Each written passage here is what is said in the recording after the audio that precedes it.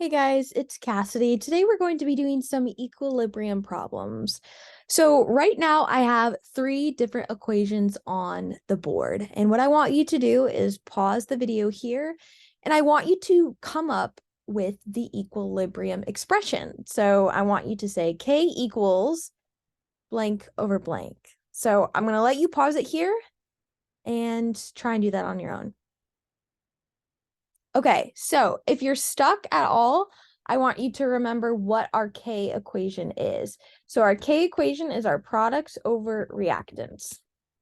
And unless the problem specifically says, you can assume that it wants you to look for Kc, which is just the equilibrium constant, utilizing the concentrations. Now, if you did it as pressure, that's totally fine. It's basically going to look the same.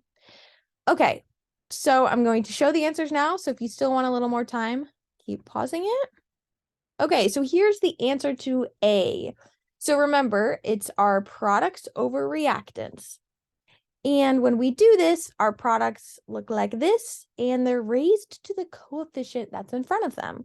Now, O2 doesn't have a coefficient, so it's just O2.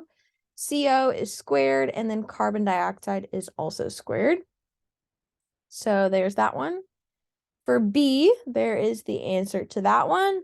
And then for C, here's the answer for that one.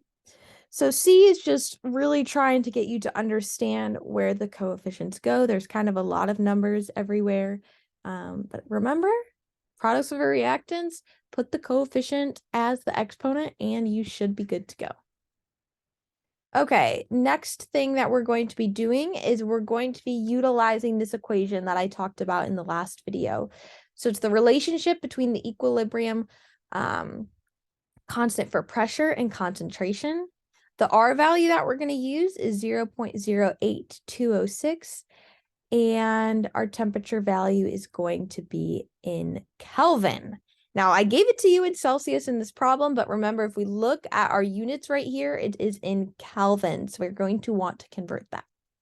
So I'm going to orient you to this problem at first, then let you try and solve it, and then I'll explain it. So it says determine the value of Kp for the reaction given and write the Kc equilibrium constant expression. So we have a reaction right there, and we want to know the value of Kp. But then it also wants us to write the Kc equilibrium constant expression. So that's a little hint that you can actually probably write this expression and you don't need numbers in it, right? You just utilize your products over reactants. And then you're going to use the values that you have. You have Kc. You can calculate change in N. You have your R and you have your T. So you can utilize that in this problem. So how about you pause it here? And then when you unpause it, I'll explain the answer. Okay, let's go over this together. So the very first step that I like to do in these problems is just to rewrite the equation. It helps me remember what I need for my problem. The next step that I'm going to do is actually write the Kc equilibrium constant expression. I'm doing this because I know I don't need to do math for it, and I can orient myself to the equation right now. So remember, I have my products here with their coefficients over my reactants with their respective coefficients. Now that I have that, I can kind of plug my numbers in. So my Kc value is right here, 5.27 times 10 to the negative 8th. My R value is 0.08206.